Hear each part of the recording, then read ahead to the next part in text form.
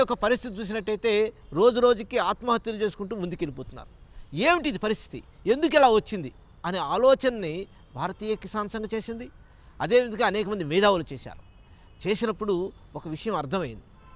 గత 50 సంవత్సరాల క్రితం, 60 సంవత్సరాల క్రితం 70 సంవత్సరాల ముసలి వ్యక్తికి కూడా కంటి చూపులో తేడా ఉండేది కాదు, పండ్లలో తేడా ఉండేది కాదు, మోకాళ్ళు నొప్పులు, ఇంకొక నొప్పులు, కొత్త కొత్త వ్యాధులు ఉండేటివి కాదు. ఆ రోజు రైతులు ఎవరు ఆత్మహత్యలు చేసుకునే వాళ్ళు కాదు. రైతులందరూ కూడా ఆ రోజున 10 ఎకరాలు వ్యవసాయం చేస్తే 2 ఎకరాలు కొత్తగా కొనుగోలు చేసేవాళ్ళు. అదేవిధంగా ఆ రోజు ఉన్నటువంటి ఒక సినిమా ఇండస్ట్రీ కావచ్చు, రకరకాల ఇండస్ట్రీస్ అన్నీ కూడా ఎక్కడి నుంచి ప్రారంభించారంటే, ఎక్కడైతే 20 ఎకరాలు, 30 ఎకరాలు, 40 ఎకరాలు వ్యవసాయం చేసిన పెద్ద పెద్ద కుటుంబాలు ఉన్నాయో ఆ కుటుంబాల్లో అక్కడ వచ్చిన ఆదాయాన్ని తీసుకెళ్ళి పరిశ్రమలకు పెట్టారు. ఈ రోజున బ్యాంకులు లూటీ చేసి పరిశ్రమలు పెడుతుంటే ఆ రోజున వ్యవసాయంలో వచ్చినటువంటి ఆదాయాన్ని తీసుకెళ్ళి పరిశ్రమలు పెట్టారు. ఇది పరిస్థితి చూసిన తర్వాత ఏమిటి ఈ రోజున ఆ రోజుటికి ఈ రోజుటికి తేడా ఏమిటి అనేటువంటి విషయం వచ్చిన తర్వాత ఆలోచన చేస్తే, ఆ రోజు రోగాలు లేవు, ఈరోజు రోగాలు ఉన్నాయి. ఆ రోజు హాస్పిటల్స్ లేవు, ఇవాళ వీధి హాస్పిటల్సే ఉన్నాయి. ఏమిటి ఈ తేడా అంటే ఆలోచన వచ్చింది ఏంటంటే, భారతీయ కిసాన్ సంఘ్ చెప్పింది, ఒక ఆలోచన చేసింది, మేధావులు ఆలోచన చేశారు. ఏం ఆలోచన చేశారంటే, ఇక్కడ పెట్టుబడి బాగా పెరిగింది, రాబడి తగ్గింది, దీని కారణంగా ఈరోజు రైతులు ఆత్మహత్యలు చేసుకునేటువంటి ఒక పరిస్థితి ఏర్పడింది. వీధికి హాస్పిటల్స్ ఎందుకు వచ్చాయంటే, కెమికల్ ఫెర్టిలైజర్స్ అండ్ పెస్టిసైడ్స్ వాడి పంటలు పండించి ఆ పదార్థాలు తిని తల్లిపాలలు విషమయ్యి ఈ రోజున వీధికి హాస్పిటల్స్ వచ్చాయి. 7 సంవత్సరాల పాప ఇన్సులిన్ వేసుకొని తిండి తినాల్సిన పరిస్థితి వచ్చింది. కాబట్టి దీన్ని మార్పు తీసుకురావాలన్నట్టయితే తప్పనిసరిగా మరలా పెట్టుబడి తగ్గించేటువంటి ఒక వ్యవస్థ ఏదైతే ఉన్నదో దాని గురించి ఆలోచించాలి. ఆంధ్రప్రదేశ్ గవర్నమెంట్ కావచ్చు, తెలంగాణ గవర్నమెంట్ కావచ్చు, కోట్లు ఈ యొక్క ఆరోగ్యం కోసం కేటాయిస్తే ఏమి ఇక్కడ ఆరోగ్య ఆంధ్రప్రదేశ్గా కానీ ఆరోగ్య తెలంగాణ కానీ మారదు.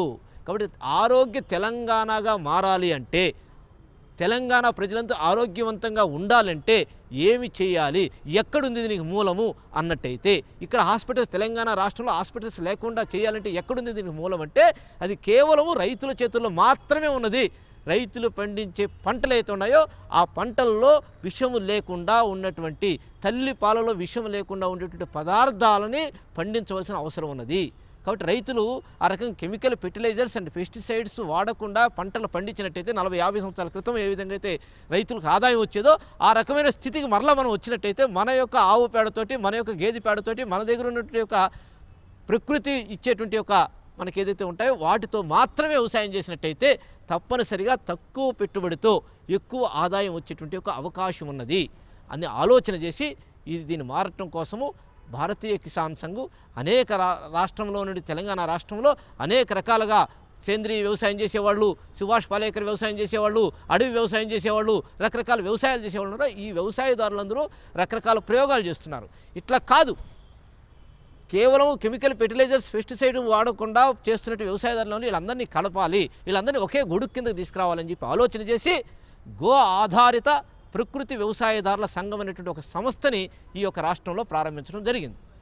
మేము ఇక్కడ ప్రధానంగా దీంట్లో వస్తున్న దాంట్లో రేపు అవేర్నెస్ తీసుకురావాలి. అవేర్నెస్తో పాటుగా ఈ రైతాంగానికి 10 రూపాయల ఆదాయం లభించాలంటే ఏదైతే ఆంధ్రప్రదేశ్లో గవర్నమెంటు ఒక చిన్న పని ప్రారంభం చేసింది. కొంత డబ్బుల్ని కేవలం ఆర్గానిక్ వ్యవసాయానికి కేటాయిస్తూ, వందలాది కోట్ల రూపాయలు కేటాయిస్తూ అక్కడ ఉన్నటువంటి 7,000 మంది రైతుల్ని శాస్త్రవేత్తలుగా తీసుకొచ్చి, రైతులే శాస్త్రవేత్తలని చెప్పి వాళ్ళకి జీతాలు ఇచ్చి ఈ రోజున ప్రచారం ప్రారంభించింది. అదేవిధంగా తెలంగాణ ప్రభుత్వం కూడా ఈ రోజు వరకు ఆ రకమైన పని చేయలేదు.